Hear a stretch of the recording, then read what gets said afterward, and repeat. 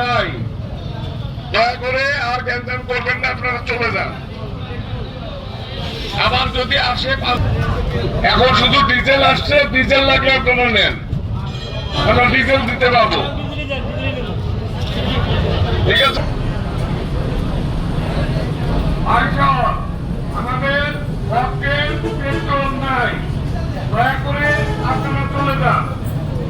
যদি পক্ষের পেট্রোল আসে তাহলে পাবে, শুধু ডিজেল আছে, এখনো ডিজেল আনলোড হয় নাই, হইলে তখন ডিজেল পাবে।